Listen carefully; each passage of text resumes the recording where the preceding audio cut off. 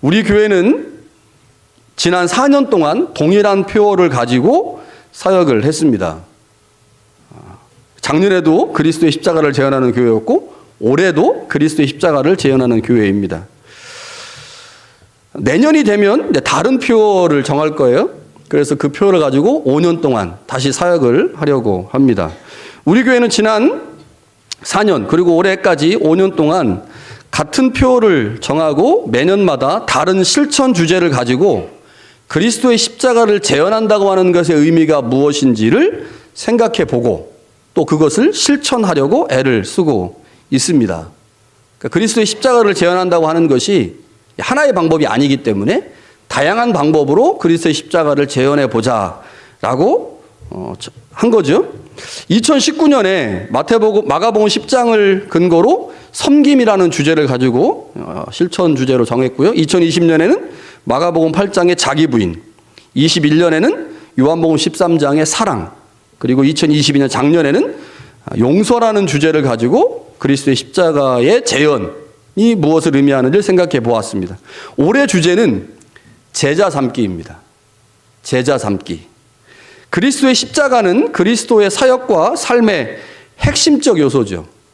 십자가 하면 예수님의 삶과 사역의 모든 것이 녹아져 있는 것이 십자가이죠. 따라서 그리스도의 십자가를 재현한다고 하는 것은 다른 말로 하면 그리스도의 사역과 삶을 우리의 삶의 자리로 옮겨서 그리스도와 같이 사역하고 그리스도와 같은 삶을 사는 것을 의미합니다. 그러니까 예수님처럼 살아보자. 그런데 예수님이 어떻게 삶을 살았느냐? 성경을 찾아보니 예수님이 섬기는 자의 삶을 사셨고 자기 부인, 사랑, 용서의 삶을 사셨다는 거죠. 그리고 마지막 주님께서 제자들에게 부탁하신 이 제자 삼기를 통해서 예수님이 어떤 삶을 사셨는지 또 우리에게 어떤 삶을 살기 원하시는지를 한번 생각해 보려고 합니다. 오늘 말씀에서 주님은 제자들에게 너희는 가서 제자를 삼아라 라고 말씀을 합니다. 자, 오늘 제가 개역개정판 성경으로 말씀을 읽어드렸는데요. 18절부터 20절을 세번역으로 다시 한번 읽어드리겠습니다.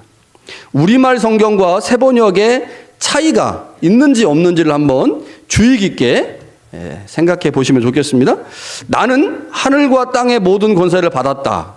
그러므로 너희는 가서 모든 민족을 제자로 삼아서 아버지와 아들과 성령의 이름으로 세례를 주고 내가 너희에게 명령한 모든 것을 그들에게 가르쳐 지키게 하여라. 보아라. 내가 세상 끝날까지 항상 너희와 함께 있을 것이다. 어떻습니까? 차이가 있습니까? 거의 없죠. 세번역 성경이나 개역개정판 성경이나 번역의 차이가 없습니다. 제가 다른 성경들도 쭉 봤어요. 근데 진짜 차이가 없어요.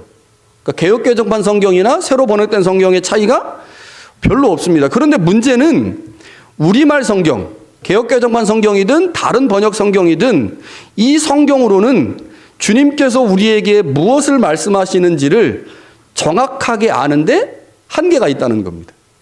한마디로 말하면 번역에 문제가 있어요. 번역에. 자, 그 중에서 19절과 20절 상반절이 중요합니다. 19절과 20절 상반절이 한 문장이고요. 20절 하반절이 또 다른 문장인데, 자, 19절과 20절 상반절이 이 말씀이에요. 그러므로 너희는 가서 모든 민족을 제자로 삼아 아버지와 아들과 성령의 이름으로 세례를 베풀고 내가 너희에게 분부한 모든 것을 가르쳐 지키게 하라. 자, 방점이 어디 있는 것 같아요? 가장 중요한 방점이 맨 마지막에 있는 것 같죠. 왜냐하면 가르쳐 지키게 하라. 그래서 우리말 성경의 한계가 뭐냐면 요 많은 동사들이 나오는데 그 동사들 중에 가장 중요한 방점을 마지막에 찍게 된다는 거죠. 가르쳐 지키게 하라. 자, 우리말에 여러 동사가 나와요. 가다, 제자를 삼다, 세례를 주다, 가르치다, 지키다. 자, 우리말 성경에는 모두 동사처럼 번역되어 있기 때문에 동사라고 생각을 합니다. 동사라고? 그런데 영어 성경을 보니까 조금 달라요. 우리말 성경보다 조금 낫지만 영어 성경도 약간 문제가 있긴 하지만 그래도 우리말 성경과 같지는 않습니다.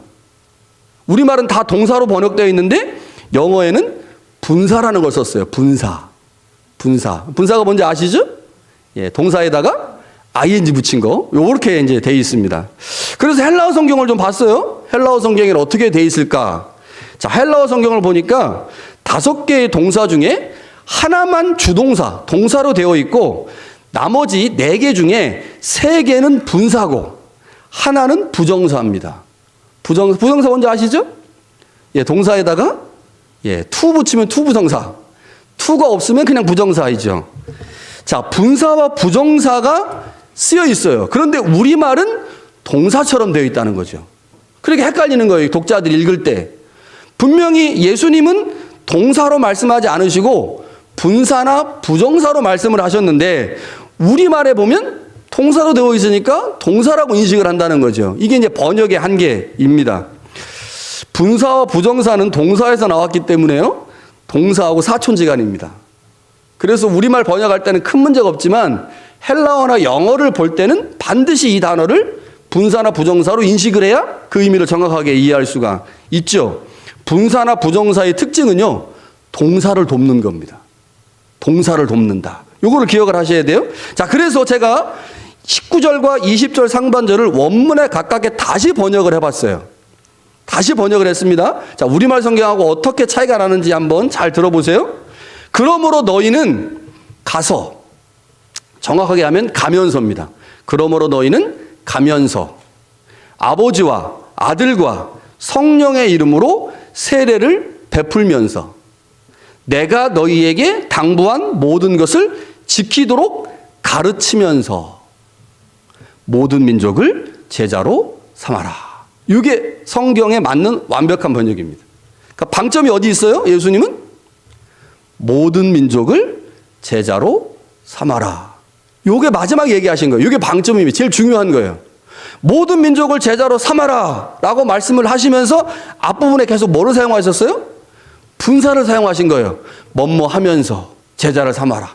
뭐뭐 하면서 제자를 삼아라. 뭐뭐 하면서 제자를 삼아라 라고 하면, 아, 제자를 삼는다고 하는 것이 무엇인지 분명하게 할 수가 있는 거죠. 예수님은 그렇게 말씀하셨거든요. 야, 너희는 가서 이제 제자를 삼아야 되는데 제자 삼는 게 뭐냐면 이렇게 하는 거야 라고 아주 친절하게 분사를 사용하신 거죠. 그래서 제자를 삼는다고 하는 것의 의미가 무엇인지를 이해하려면 예수님이 사용하신 3개의 분사를 보면 알 수 있습니다. 분사를 보면 뭐예요? 첫 번째, 가면서. 두 번째는요, 베풀면서. 세 번째는요, 가르치면서. 가면서, 세례를 베풀면서, 가르치면서. 아, 이게 제자 삼기의 핵심이구나. 포인트구나. 라는 것을 알 수가 있는 거죠. 그러니까 우리가 이제 번역 성경을 보는 우리는 사실 손해를 많이 보는 겁니다. 헬라어를 직접 볼 수 있으면 훨씬 더 그 의미를 제대로 이해할 수 있겠지만 번역 성경을 보다 보니까 한계가 있죠. 자, 제자를 삼는다라고 하는 것이 신약 성경에 총 4번 나와요. 총 4번 나오는데 사도행전 14장 21절을 제외하고는 모두 마태복음에 나옵니다. 그러니까 마태복음에 제자를 삼아라라는 말이 3번이나 나오는 거죠. 그러니까 다른 어떤 성경보다 마태복음은 제자 삼기를 강조하고 있는 복음서죠. 그러다 보니까요, 마태복음은 다른 복음서와 달리 무엇인가 열심히 제자 삼는, 가르치시고 훈련하시는 예수님의 모습을 강조합니다. 뭐겠어요? 예수님이 마치 모세와 같이 하나님의 말씀을 가르치는 겁니다. 어디서요? 산에서. 산상수훈이죠. 산상수훈. 예수님이 산에서 모세와 같이 하나님의 백성들에게 말씀을 가르치시는 거예요. 그게 뭐예요? 제자 삼기라고 하는 거죠. 그러니까 마태복음은 다른 복음서와 달리 예수님이 제자들을 제자 삼기 과정을 통해서 그들을 훈련시키셨고, 뿐만 아니라 예수님이 이제 하나님의 나라로 가실 때, 하나님께 가시기 전에 그의 제자들에게 제자를 삼아라 라고 부탁을 하신 거죠. 자, 그러면 제자를 삼아야 되는데 제자는 누가 삼을 수 있을까요? 스승이 삼을 수 있겠죠. 스승. 근데 이런 생각이 들어요. 주님, 제자를 삼으려면 내가 스승이 되어야 하는데, 아니 나는 아직 제자인데, 누구를 제자 삼아요? 난 아직도 배워야 될 게 많은데. 이런 생각이 은진이 들어 안 들어? 들죠. 대부분의 사람들이 듭니다. 아, 목사님, 제자 삼는 거는 목사님이나 하시는 거지. 왜 우리한테 제자 삼으라고 그래요? 나는 목사님의 제자입니다. 저는 열심히 훈련 받을 테니까 저한테 제자 삼으라고 말하지 마시고, 목사님 열심히 제자 삼으세요. 제가 열심히 제자 대드릴 테니까. 은진아, 그렇지? 예. 은진이가 대답을 크게 하는 거 보니까, 예, 그런 마음이 아주 굴뚝 같은 것 같습니다. 자, 맞아요. 우리 제자입니다. 우리 제자예요. 아직 훈련받고 있죠. 어쩌면 우리 모두는 아직 훈련받고 있는 제자인지 모릅니다. 맞는 얘기예요. 그런데 주님이 우리에게 제자를 삼으라고 말씀하신다는 거죠. 마태복음 4장에 가면 예수님이 제자를 삼아요. 그리고 우리는 마태복음을 쭉 읽다 보면 28장 가니까 난 아직 제자인데 예수님이 제자 삼으라고 하죠. 무엇을 말하는 걸까? 이런 것 같아요. 여러분, 우리는 자녀이면서 동시에 부모입니다. 그렇죠. 저는 그렇거든요. 저는 부모입니다. 우리 아이 예람이와 예성이의 부모죠. 동시에 저희 부모님의 자녀입니다.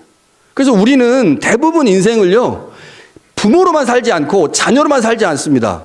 자녀로 살다가 부모로 살다가 부모와 자녀의 삶을 같이 살죠. 이거를 말씀하시는 게 아닌가 싶어요.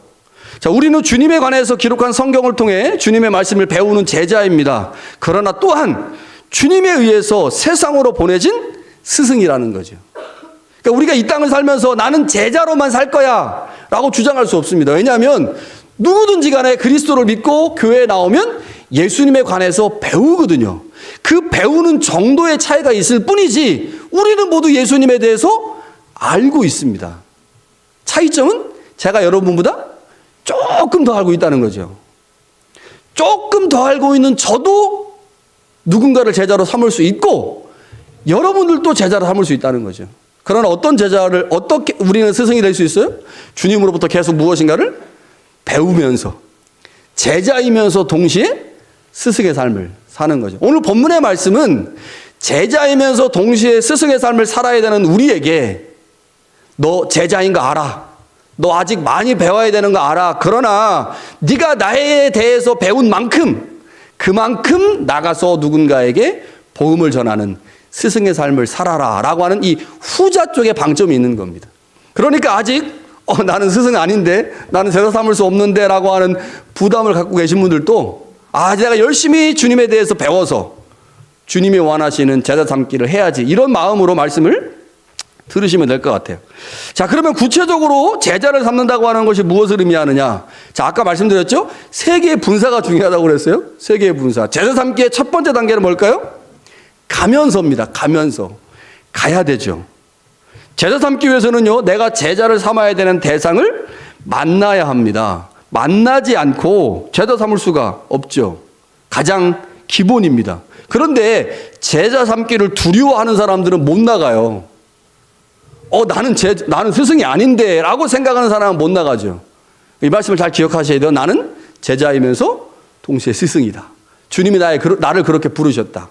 그래서 우리가 주님의 말씀에 순종함으로 우리는 누구를 제자로 삼아야 하는지, 내가 제자 삼을 대상이 누구인지를 찾아야 됩니다. 그게 제자 삼기의 첫 번째 조건이죠. 그런데 주님이 우리에게 누구를 만나라, 가라 라고 말씀하시면서 단서를 하나 달았어요. 그 단서가 뭐냐? 민족입니다. 모든 민족. 모든 민족. 그러니까 만나야 되는데 누구를 만나야 되느냐? 모든 민족을 만나야. 그래서 이렇게 말씀하시죠. 모든 민족을 제자로 삼아야 된다. 모든 민족. 그러니까 내가 원하는 사람, 내가 좋아하는 사람에게만 가는 게 아니고 주님이 가라고 하시면 그 대상이 누구든지 간에 가서 복음을 전하고 제자로 삼아야 한다고 하는 거죠. 이 말은 아마 이런 의미를 갖고 있는 것 같아요. 우리가 제자를 삼아야 될 대상은 지역적 한계, 문화적 한계, 인종적 한계, 그리고 성적 한계를 넘어서야 하는 것이다. 이걸 말씀하는 게 아닌가 싶습니다. 자, 우리가 이제 우리 원하는 사람만, 나랑 말통하는 한국 사람만 이렇게 생각할 수 있잖아요. 그런데 하나님께서 우리에게 언어를 넘어서라. 그래서 우리가 니카라과 가서 선교하는 거잖아요. 나는 남자만 좋아해. 난 남자에만 복음을 전할 거야. 아니, 남자 말고 여자에도 복음을 전해야 돼. 나는 한국 사람이 좋아. 한국 사람 말고 캐나다 사람, 미국 사람, 영국 사람에게도 복음을 전해야 돼. 나는 위니펙이 좋아. 그러니까 위니펙에서만 복음을 전할게. 아니, 위니펙의 한계를 넘어서서 토론토 가서도 복음을 전해야 돼. 문화적 한계. 같은 문화권에 있는 사람들에게만 복음을 전하라고. 아니, 이슬람권, 불교권에도 복음을 전해야 돼. 이걸 말씀하시는 게 아닌가 싶어요. 그래서 교회는 모든 사람에게 열려 있어야 되고 모두를 품고 그들을 그리스도의 제자로 삼기 위하여 모두에게 나가야 됩니다. 우리는 제한시킬 수 없다는 거죠. 제한시킬 수 없습니다. 자, 그러면 제자를 삼을 대상을 만났어요. 그러면 그들에게 첫 번째로 해야 되는 게 뭐냐? 예수님의 이름으로 세례를 베풀어야 됩니다. 오늘 말씀은 이렇게 되어 있어요. 아버지와 아들과 성령의 이름으로 세례를 베풀어라. 여러분, 세례가 뭡니까? 유대인이나 이방인이 예수님을 그리스도와 주로 고백할 때 베풀어진 의식입니다. 그래서 쉽게 말하면 내가 세례를 받았다라는 말은 내가 예수님을 구주로 고백하고 믿고 있다라는 의미죠. 여러분, 한번 생각해 보세요. 어떤 사람을 제자로 삼기 위해서 그를 교회로 데려왔어요. 그런데 그 교회로 데려온 그 사람이 예수님을 주와 그리스도로 고백하게 되는데 얼마의 시간이 걸릴까요? 뭐 사람마다 다르겠지만 이거 쉽지 않습니다. 오래 걸려요. 뭐 어떤 사람이 붙어가지고 막 진짜 열심으로 복음을 전하면 뭐 3개월, 뭐 어떤 사람은 6개월 걸릴 수 있겠지만 어떤 사람은요, 교회를 1년 다니고 2년 다녔는데도 예수님에 대해서 확신이 안 생겨서 구주로 고백하지 못하는 사람이 있거든요. 굉장히 긴 시간이 필요한 거죠. 그러니까 제자 삼는 과정에서 세례는 굉장히 힘든 오랜 시간이 걸리는 건데 중요한 건 뭐냐? 이 세례라고 하는 것이 제자 삼기의 시작점에 있는 거라는 거죠. 자, 내가 누군가로 가서 만났어요. 그 사람을 만나가지고 이제 예수님의 내 제자를 삼아야 되니까 그게 예수님의 제자죠. 그를 교회로 데려왔어요. 교회로 데려와서 그 사람에게 예수님에 관해서 예수님에 대해서 말하는 거죠. 왜냐하면 예수님에 대해서 알아야 예수님을 구주로 고백할 거니까. 이런 구주로 고백하는 시간들을 통해서 그가 내가 이제 예수님을 구주로 믿겠습니다라고 결단하고 세례를 받으면 그 다음부터 뭐가 시작되느냐? 예수님에 대한 알미 본격적으로 시작되죠. 그러니까 이제 우리 입장에서 누군가를 제자로 삼으려면 첫 번째는 용기를 가지고 누구를 만나야 돼요. 그를 교회로 데려와야 돼요. 그리고 그에게 예수님이 어떤 분이신지를 간단하게 소개해서 그가 예수님을 믿게 만들어야 돼요. 그리고 나서 그가 예수님을 믿으면 그 다음에 마지막으로 해야 되는 게 예수님에 관한 것들을 상세하게 가르쳐야 됩니다. 자, 그런데 우리말 성경에는 가르쳐 지키도록이라고 되어 있잖아요. 개역개정판 성경에는. 그런데 헬라어 성경에는요, 가르쳐 지키도록이 아니고 지키도록 가르쳐라고 되어 있습니다. 엄청난 차이입니다. 가르치면 지키겠지 이거예요. 우리말 성경에는. 우리 그렇잖아요. 내가 열심히 설교하면 여러분들이 설교 듣고 변화되겠지. 변화되나요? 안 돼요. 제가 예전에는 여러분 오해는 하지 말고 드세요. 이런 게 있었어요. 우리가 이제 오늘 식사를 해야 되잖아, 예배 때. 근데 예배 때요, 예배 때 예배 딱 끝나고 나서 밥을 따서 쫙 먹어야 되기 때문에요. 누군가는 식당에서 준비를 해야 되는 거예요. 예배 끝나고 바로 밥을 먹으려면. 안 그러면 예배 끝나고 나서 10분, 20분을 기다려야 돼요. 왜냐면 다 예배 드리고 나서 밑에 가서 준비를 해야 되니까. 그 예전에는 예배 안 드리고 왜 식당에서 저렇게 하지? 예배 드려야 되는데. 이런 생각이 많았어요. 이런 생각이 많았습니다. 그래가지고 밑에서 지금 제 아내가 지금 준비하고 있어요. 없잖아요. 준비하고 있어. 우리 아내가 저렇게 사모가 말이야. 또 이런 일이 또 그러면 큰일 나는데. 준비 안 하고 저 예배 안 드리고 이렇게 생각했었거든요. 그런데 그게 아니더라고요. 우리가 함께 먹어야 될 음식을 준비하는 거잖아요. 그 예배 안 드리면 어때? 친교는 예배 완성해요. 지금 밑에서 저가 하고 있는 게 제 아내는 지금 예배를 드리고 있는 겁니다. 공동체를 섬기는. 왜 이런 생각이 예전에 들었었냐면 목사가 설교하면 그 설교 성도들이 듣고 저 은진이 들어야 되는데 은진이 저거 밑에서 식당에서 들어야 되는데 변화돼야 되는데 이런 생각이 너무 강했던 거예요. 그러니까 내가 하나님인 줄 안 거지. 그러니까 내가 설교 전하면 그 설교를 듣고 성도들이 변해가지고 막 이렇게 생각했어요. 근데 그게 아니더라고. 한 번의 설교로 사람이 변화되지 않습니다. 절대로 변화되지 않아요. 공동체 안에 자기가 소속감을 가지고 그 안에서 스며들 때 그때 변화가 일어나는 거지, 목사가 한 번 설교 잘했다고 설교 잘 듣고 변화되는 게 아닙니다. 근데 우리는 그렇게 생각했어요. 그래서 가르치면 지킬 거라고 생각한 거예요. 가르치면 지킬 거라고. 번역을 그렇게 해놔가지고. 그런데 헬라어 성경에는 그렇게 번역되지 않습니다. 지키도록 가르치는 거로 번역돼 있어요. 어떤 차이입니까? 가르치면 그 가르침이 그 사람을 변화시켜서 자동적으로 그 사람이 행동할 거라고 기대하지 말고 처음부터 그 사람이 지킬 수 있는 말씀을 가르치라는 겁니다. 한국교회가 열심히 가르쳤어요, 말씀을요. 저도 열심히 가르쳤거든요, 와가지고요. 지킬 수 없는 말씀을 가르친 거예요. 뜬구름 담는 얘기를 가르친 거죠. 그러니 그 말씀 아무리 들어도 마음에 감동이 안 일어나니 말씀을 못 지키는 겁니다. 그런데 예수님은 뭐라고 말씀하시느냐? 지키도록 가르쳐라. 그러니까 지금 가르치는 목적이 어디에 있느냐? 단순하게 가르치는 게 목적이 아니고 그 사람이 지킬 것을 생각하면서 가르치라는 거죠. 그런데 우리말 성경은 방점이 어디 있어요? 지키는 거에 있어요. 가르치는 게. 가르쳐 지키게 하라니까. 방점을 가르치다에 넣었는데 주님은 방점을 어디다 뒀습니까? 지키는 거에 둔 거예요. 지키는 거예요. 지키는 거예요. 한국교회가 굉장히 약했던 거죠. 예수님이 어떤 분인 줄 고백했다면 그분이 어떤 삶을 사셨고 어떤 삶을 살기 원하시는지를 알아야 되죠. 그것을 가르치는데 그 가르침의 목적은 단순히 지식 습득이 아니라 실천입니다.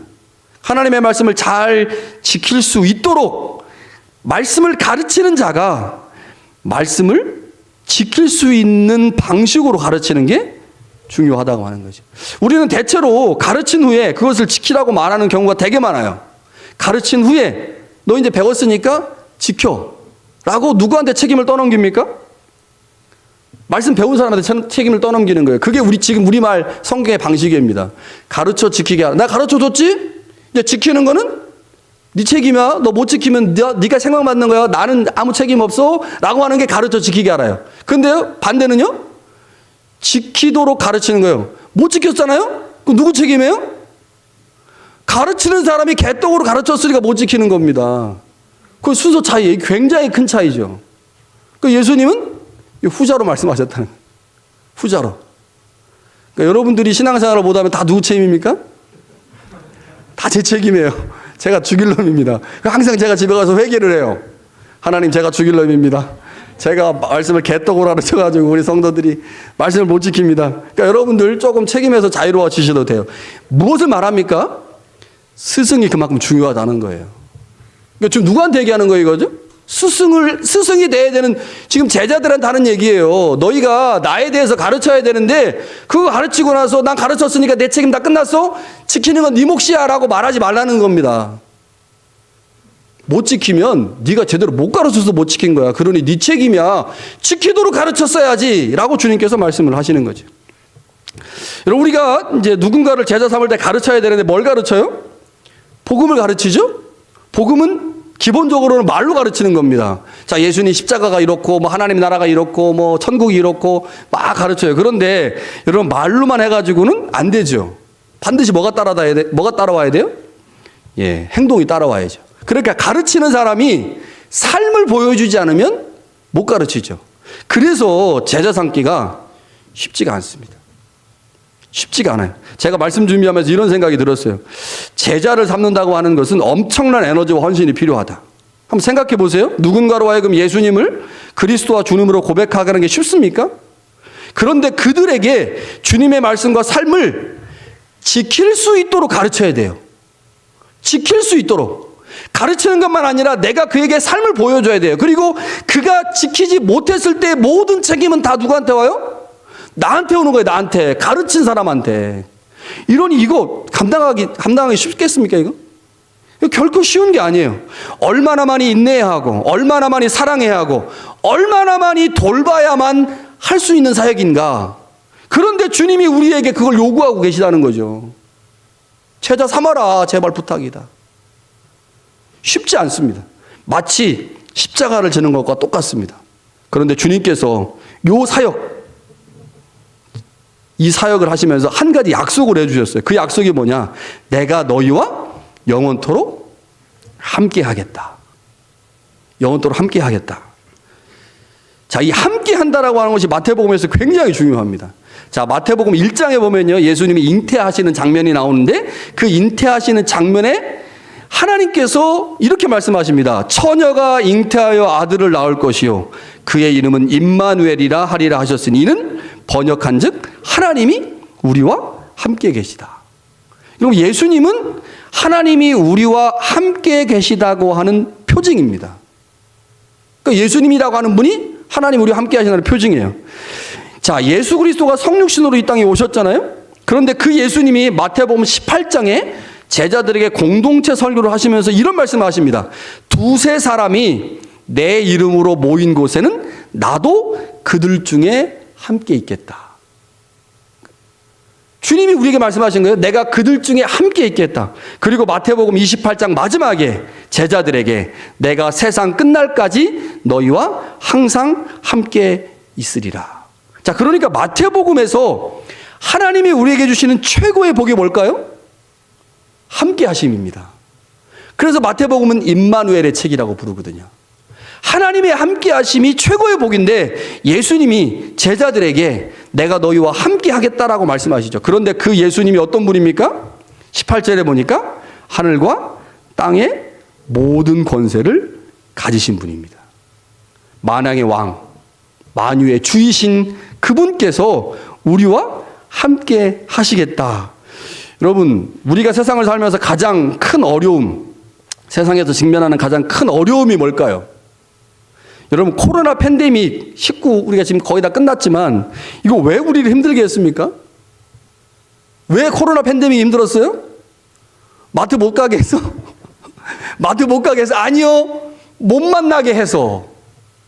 못 만나게 해서 힘들었어요. 못 만나게 해서. 우리 집에 사람들 불러다가 같이 밥도 먹고 해야 되는데 그거 못 했단 말이에요. 뭐가 문제였습니까? 왜 우리가 코로나 팬데믹을 힘들어 했습니까? 외로움 때문에. 외로움. 여러분, 이민자의 삶을 살다는 게 왜 힘듭니까? 외롭잖아요. 너무 외로워요. 이게 우리한테 가장 큰 고통이고 아픔인데 주님이 우리에게 뭐라고 말씀하십니까? 내가 너희와 항상 함께 하겠다. 무슨 말입니까? 내가 이 세상을 살면서 혼자 있는 것처럼 느껴질 때, 삶의 의미가 없어질 때, 내 마음을 알아주는 사람이 한 명도 없을 때, 나 힘들어 죽겠는데, 제자 삼느라고 지금 고생하고 있는데, 아무도 나를 알아주지 않는 그 상황에 주님이 함께 하심으로 나를 알아주시겠다고 말씀하시는 거죠. 이게 최고 아닙니까? 마태복음은 그걸 말씀하고 있어요. 오늘 주님께서 우리에게 그걸 말씀하고 있습니다. 여러분, 한 해를 새롭게 시작하면서 여러분들에게 두 가지를 부탁드립니다. 첫 번째는요, 제자 삼기의 시작이 전도라는 사실을 기억해서 전도에 힘쓰는 한 해가 되면 좋겠습니다. 전도에 힘쓰는 한 해. 자, 모든 해가 중요하지만 우리 교회 입장에서 올해보다 더 중요한 해는 없습니다. 주님께서 맡기신 제자 삼기의 사명을 감당하는 시작이 뭘까요? 전도입니다. 전도. 가서 예수 믿게 하는 거. 이게 제일 중요해요. 가서 예수를 믿게 해야 그 다음에 지키도록 가르치는 일들을 할 거 아니에요. 포인트는 가르치는 건데 누군가에게 복음을 전해야 됩니다. 제자 삼으려면 반드시 만나야 되고 예수님을 소개해서 예수님을 믿게 하는 일들을 해야 하는 거죠. 여러분, 위니펙에 있는 교회들, 여러 교회들이 있지만요, 저는 제가 새순교회를 담임하고 있기 때문에 새순교회가 제일 좋은 교회라고 자부합니다. 아멘. 30%밖에 아멘을 안 했어. 새순교회가 제일 좋은 교회 맞습니까? 여러분, 자랑하셔야 돼요. 여러분, 자랑하셔야 돼요. 자랑하지 않고 전도가 안 됩니다. 오늘 처음 온 우리 청년이 있는데 얼마나 황당하겠어. 나는 모르는데 자꾸 새순교회 좋은 교회라고 하고. 자, 새순교회 좋은 교회입니다. 여러분, 주님을 자랑하고 교회를 자랑합시다. 우리 교회 안에 있는 다른 교우들을 좀 자랑해 주세요. 여러분, 그게 전도의 시작입니다. 우리 교회 장로님 짱이야. 우리 교회 권사님 짱이야. 우리 교회 누구누구 집사님 짱이야. 우리 교회 청년 중에 은진이 짱이야. 여러분, 이렇게 자랑하면 와보고 싶지 않겠어요? 우리 사람이 고픈 사람들이잖아요. 우리 이민자들. 사람들이 고픈 사람인데 우리 교회 가면 황주원 집사님이 너무 사람이 좋다고 그러면 그 황주원 집사님 누군지 만나보고 싶다 이런 생각 안 들겠습니까? 전 들 거라고 생각합니다. 여러분, 교회 자랑하시고 예수님 자랑하시고 성도 자랑하시고 나와 함께 있는 성도들을 자랑하면 여러분 그게 전도하는 시작입니다. 여러분 그거 올해 많이 해주세요. 정말 간곡하게 부탁을 드립니다. 유 목사님은 많이 하실 것 같아. 여러분 두 번째는요, 우리 아이들이 우리의 제자입니다. 그러니까 우리가 이제 다른 성도들을 제자 삼아야 돼요. 이것도 굉장히 중요한데 그것과 함께 반드시 기억해야 될 한 가지는 우리 아이들이 우리 제자다. 중고등부, 아동부 아이들이 내 제자다. 아이들을 잘 양육할 수 있도록 애를 써야 됩니다. 교회 학교가 우리 교회 같은 경우는 모든 교육부서에 교육자를 두고 있죠. 여러분 재정적으로 압박이 되지만 이거 해야 됩니다. 여러분 아이들 학원 보내야 된다, 뭐 레슨 해야 된다. 그때 돈 아낍니까? 그거 잘 안 아끼잖아요. 그러니까 교회에다가 아이들을 여러분들이 맡기셨고 그 아이들을 양육해내려면 기본적으로 해야 되는 게 교회 모든 부서에 교육자들을 두는 겁니다. 그래서 우리는 4명의 교육자를 뒀어요. 각 부서에. 우리가 아이들을 제자로 여기고 그들을 잘 양육해야 된다고 하는 사명감이 우리 안에 있기 때문입니다. 여러분 그런데 신앙교육은요, 교회에서만 되지 않습니다. 가정에서도 신앙교육, 그래서 투트랙으로 진행돼야 됩니다. 하나는 교회에서, 하나는 가정에서. 그럼 교회에서는 뭘 할까요? 지키도록 가르치는 일을 하겠죠, 선생님들이. 설교를 통해서 성경을 통해서 야 하나님의 말씀은 이런 거야 라고 지키도록 가르치는 걸 할 거예요. 그럼 여러분들은 뭐 하셔야 될까요? 주일 예배 설교 듣고 집에 가셔가지고 설교 말씀대로 살아가시는 겁니다. 여러분 그게 여러분들이 해주실 일입니다. 여러분이 하나님의 사람들로, 하나님의 자녀들로 삶을 살아가는 것들을 여러분들의 자녀들이 보고 배우는 거죠. 아, 예수 믿는 거는 저런 거구나, 하나님을 믿는 건 저런 거구나라는 것을 알게 되면 교회에서의 가르침과 여러분의 모범이 그 아이를 하나님의 사람으로 만들어낼 것입니다. 여러분 올 한해 하나님께서 우리 가운데 제자 삼으라고 간곡하게 부탁하고 계십니다. 여러분 제자 삼을 거예요. 박예람은 제자 잘 삼겠습니다. 가서 세례를 베풀고 지키도록 가르쳐서 주님이 원하시는 제자 삼아 주님이 땅에 다시 오실 때 모두 칭찬받는 우리 모두가 될 수 있기를 간절히 축원합니다.